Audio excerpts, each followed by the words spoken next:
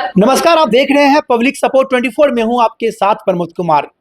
बिहार की धरती के सुपौल जिला में मेरी मौजूदगी है। दोस्तों, फ्रेम में जिस चेहरों को आप देख रहे हैं, इन चेहरों को देख करके बचपन से हम लोग बड़े हुए हैं। बचपन से फिल्में देखते देखते इतने बड़े हुए हैं और आज सौभाग्य की बात है, इनका इंटरव्यू करने के लिए मुझे सौभाग्य की प्राप्ति हुई है। जानने का प्रयास करेंगे सर की वर्षों की कहानी, सर की जुबानी, क्योंकि ये सर वो इंसान है, अगर इनके बारे में आप सुनेंगे आप सोचेंगे आखिर क्या इंसान है। ये सर का कहना था कि मेरे खानदान में जो नहीं किया वो हम करेंगे। और ये वो सर है, वो कुणाल सर है जिनको डायरेक्टर कह दिए थे तुम जिंदगी में कलाकार नहीं बनोगे। लेकिन आज वो सर इतना बड़ा इतिहास रच दिए हैं, इतना बड़ा खड़ा कर दिए हैं भोजपुरी की दुनिया में, फिल्मों की दुनिया में अपनी पहचान, जो हर इंसान बच्चे बच्चे वाकिफ है। बाद बाकी सर जानेंगे सर की जर्नी की कहानी, उन्हीं की जुबानी। सर बहुत बहुत स्वागत आपका पब्लिक सपोर्ट 24 चैनल में। Public service public support 24 sir. Public support 24 channel के तमाम दर्शकों को आपका अपना कुणाल नमस्कार करता है। सर आपके बारे में जितना भी सुने बहुत ही कम ही होगा, और अगर पूछेंगे तो मुझे लगेगा कि मेरे आंख से ही आंसू निकल जाएंगे। लेकिन सर कहना चाहेंगे वो कौन सा सिचुएशन था जब आपको डायरेक्टर कह दिए थे कि तुम जिंदगी में कलाकार नहीं बनोगे? सर क्या वो सिचुएशन रहा होगा? देखिए, दुख और हार, इंसान हमेशा जीतता नहीं है, लेकिन जीतता वही है जो प्रयास करता है। बिल्कुल बिल्कुल। मंजिल भी उसी को मिलती है।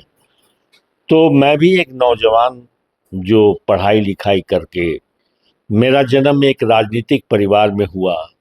मेरे पिताजी राजनीति में थे, मंत्री भी बिहार सरकार में थे, इंजीनियर, डॉक्टर, प्रोफेसर, हर विधा में लोग थे हमारे खानदान में। फिल्मों में और खेल जगत में कोई नहीं था। क्या बात। तो खेल जगत, जब मैं युवा था उस समय बिहार में मैं क्रिकेट खेलता था। मैंने यूनिवर्सिटी मैच खेला है, कॉलेज के मैच खेले हैं। तो उस समय खेल को उतना प्रश्रय नहीं मिलता था। बिल्कुल। तो लगा कि यहाँ तो जिंदगी बनेगी नहीं। दूसरी बात रह गई फिल्म, जो मेरे खानदान में किसी ने नहीं किया था, लेकिन फिल्मों के बारे में कोई जानता भी नहीं था, मुझे कोई गाइड करने वाला नहीं था।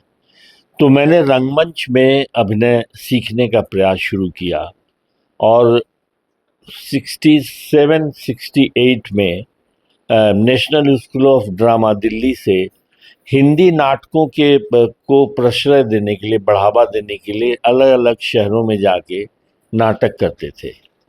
तो किसी ने कहा कि यार आप लंबे तगड़े हैं, आप चलिए।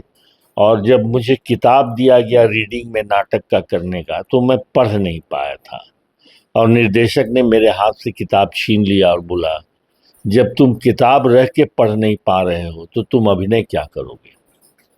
और वो बात मेरे दिल में लग गई। फिर मैंने अभिनय पर मेहनत शुरू किया। फिर एक सपना लेके मुंबई शहर में गया। अनजान शहर, अनजान लोग, न कोई जानता था न कोई पहचानता था।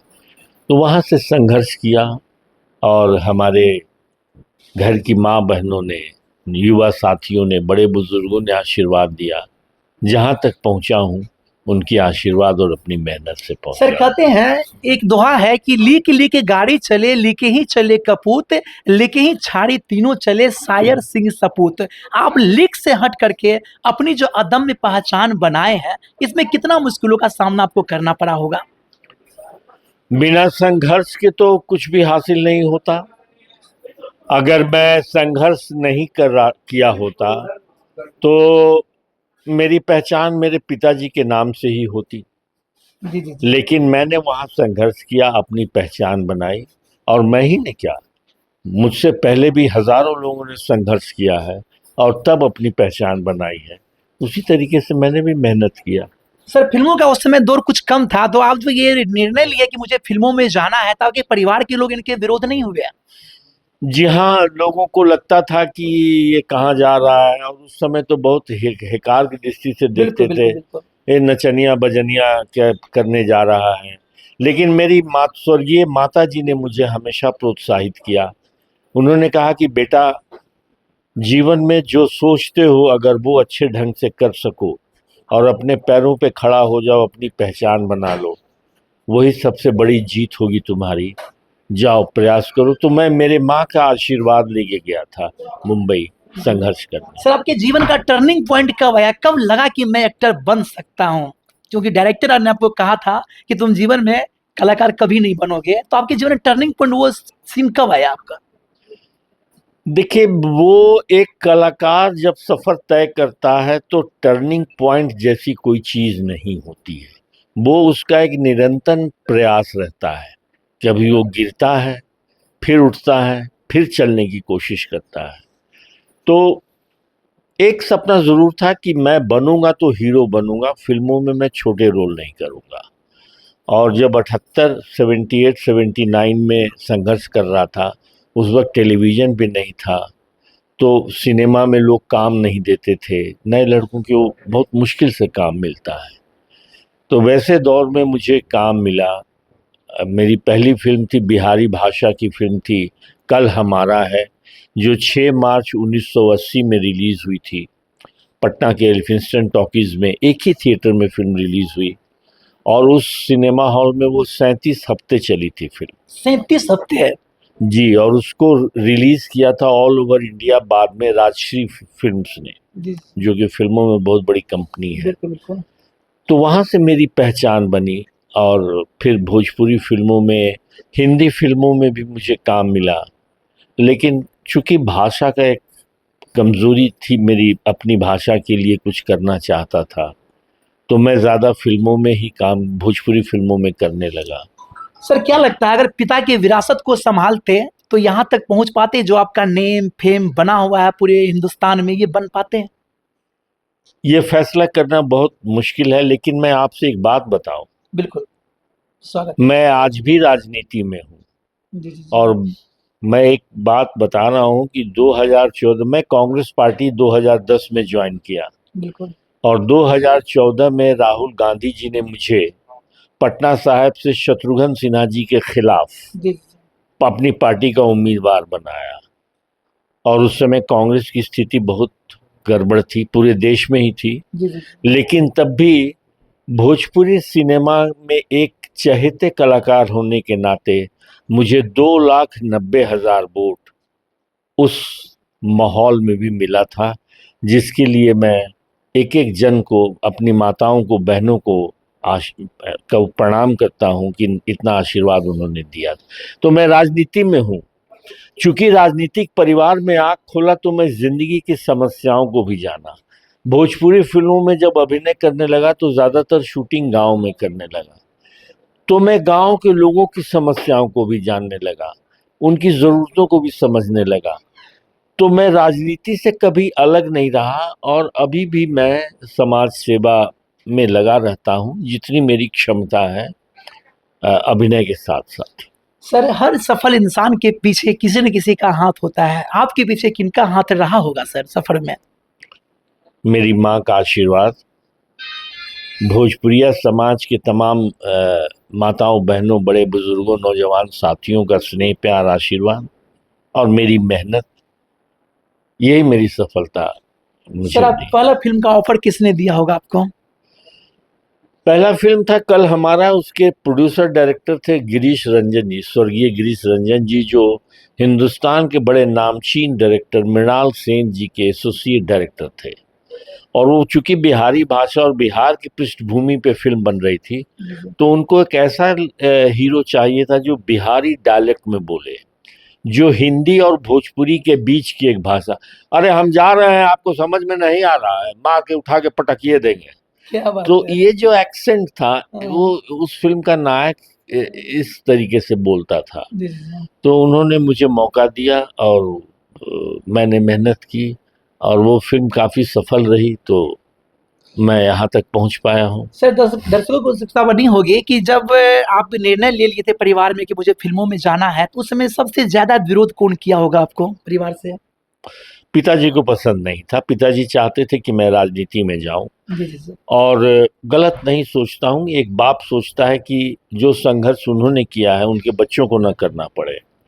तो उनको लगता था कि राजनीति में मैं चूंकि हूं, तो ये लड़के को बहुत संघर्ष नहीं करना पड़ेगा, ये निकल जाएगा।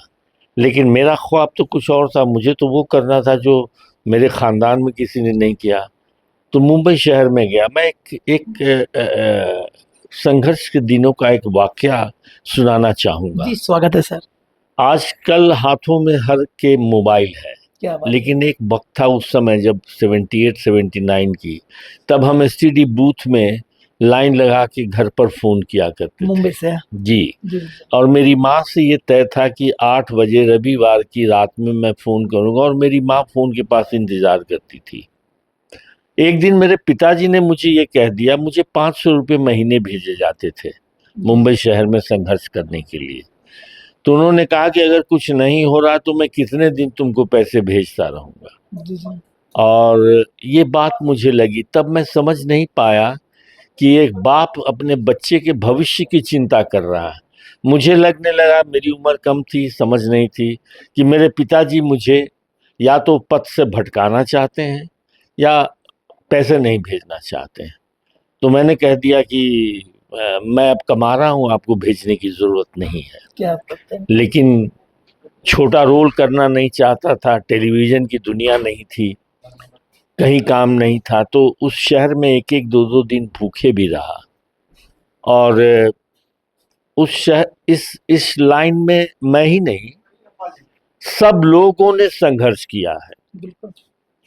और एक जिस बिल्डिंग में मैं रहता था, किराए पे पेइंग गेस्ट में था, उसके नीचे एक मुस्लिम महिला थी जो केला बेचती थी और कपड़ा आयरन करती थी।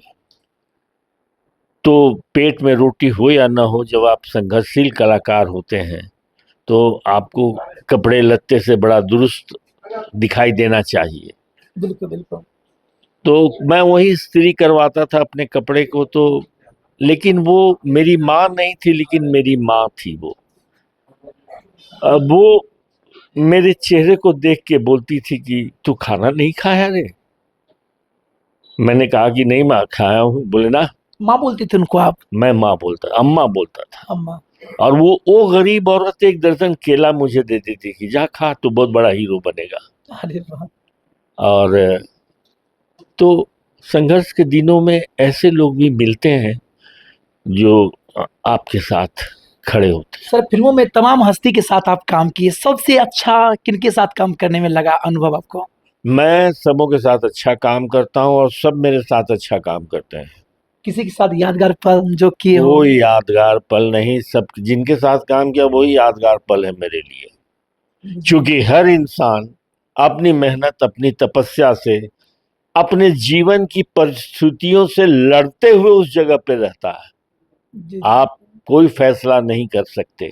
मान लीजिए मैं आज अभिनय करने आया हूँ और मेरे पीछे खबर ये मिल जाए, और मेरी जिंदगी में भी हुआ है, मैं शूटिंग कर रहा था और मेरे पिताजी का डेथ हो गया था, और एक प्रोड्यूसर, एक निर्माता 117-18 आदमी की यूनिट लेके खड़ा था। मेरी हिम्मत नहीं हो रही थी कि मैं प्रोड्यूसर को कहूं, क्योंकि मैं जानता था कि उस प्रोड्यूसर के ऊपर कितना बड़ा बोझ हो जाएगा। लेकिन उन्होंने परमिशन दिया, चूंकि स्थिति ऐसी थी।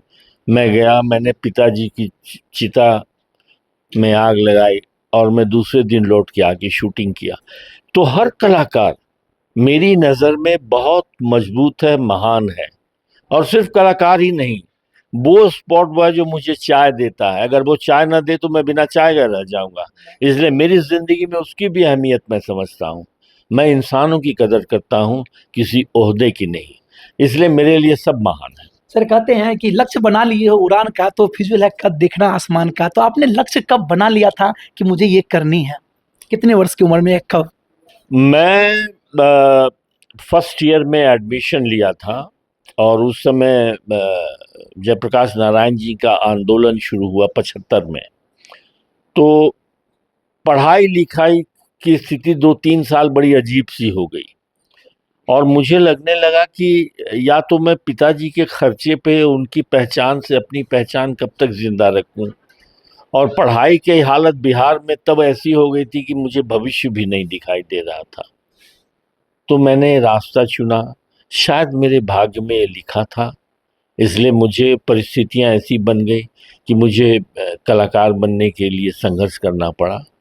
तो वो फैसला था मेरे जीवन का। सर जीवन के अब तक के दौर में आपका सबसे सुखद पल कब रहा होगा, कब मिला होगा आपको? सबसे जैसे जब फिल्में नई शुरू हुई जी सर। तो लोग फिल्म के कैरेक्टर के नाम से जानते थे। जैसे गंगा किनारे मोरा गांव में मेरा नाम मनहर था। जी सर। तो जब दूसरी फिल्म भी शूटिंग में जाता था तो लोग बोलते थे, ए मनहर बाबू। कुणाल कोई नहीं जानता था। और उस वक्त भोजपुरी सिनेमा को हमारे पत्रकार लोग, इलेक्ट्रॉनिक मीडिया तो था ही नहीं, भोजपुरी सिनेमा और उसके कलाकारों के बारे में लिखने में उनके कलम की स्याही सूख जाती थी। और अंग्रेजी मीडिया के छपे इंटरव्यू को ट्रांसलेट करके वो लोग हिंदी अखबारों में छापते थे। तो कोई परिचय भी मीडिया के माध्यम से भी नहीं होता था। लेकिन सुखद अनुभव तब हुआ जब दूसरी मेरी तीसरी फिल्म दुल्हा गंगा पार के जब मैं शूटिंग करने गया, तब लोग मुझे कुणाल के नाम से बुलाते थे। तो मुझे लगा कि अब मैं पहचाना जाने लगा हूँ। हर इंसान के जीवन में सर एक जो है ना इतिहास का काला दिन आता है और बहुत दुख भरा पल आता है जिसे वो जन्म मरते दम तक नहीं भूलता है। आपके जीवन में दुख भरा पल कब आया होगा अब तक के लाइफ में? मैं अब विदेश नहीं जाता हूँ। मेरी जिंदगी में 2 बार ऐसा हादसा हुआ कि जब मैं विदेश शूटिंग करने गया तो मेरी माँ गुजर गई और मुझे अफसोस कि मैं उनको कंधा नहीं दे सका। दूसरी बार शूटिंग करने गया तो मेरी बड़ी दीदी मुझसे जो बड़ी थी वो गुजर गई, मैं उनको भी कंधा नहीं दे पाया। दोनों विदेश से जा रहे थे? हाँ, तो अब मुझे कई ऑफर आते हैं तो पता नहीं क्यों मेरे मन में ये हिचक रहता है कि मैं विदेश में जाऊंगा तो मुझे कुछ ऐसी खबर सुनने को मिल जाएगी। तो एक बेटे के लिए जो अपनी माँ को कंधा नहीं दे सके, इससे बड़ा दुख की बात क्या होगी। सर पब्लिक सपोर्ट से बात करने लगा, बहुत बहुत धन्यवाद सर। Thank you. सर क्या कहेंगे तमाम जनता को जाते आते अंत में आप अपनी भाषा पे गर्व कीजिए, आप बिहारी होने पे गर्व कीजिए। अपनी भाषा की फिल्मों में हम जो बड़ी मेहनत से बनाते हैं इसको प्यार दीजिए, सराहिए। और मोबाइल और वीडियो में मत देखिए फिल्म, थिएटर में जाके देखिए, तभी हमारी मेहनत को आपका आशीर्वाद मिलेगा। हम आपके लिए और बेहतरीन काम करेंगे। तो ये थे मेरे साथ कुणाल सर, जिनको आपने जाना, जो अपनी जर्नी की कहानी बेबाकी से बताने का प्रयास किया। इनकी जर्नी की कहानी जान करके आपको कैसा लगा अपना राय कमेंट करके बताएं और आप देखते रहे पब्लिक सपोर्ट 24। मिलता हूं और वीडियो में, तब तक के लिए धन्यवाद। जय हिंद।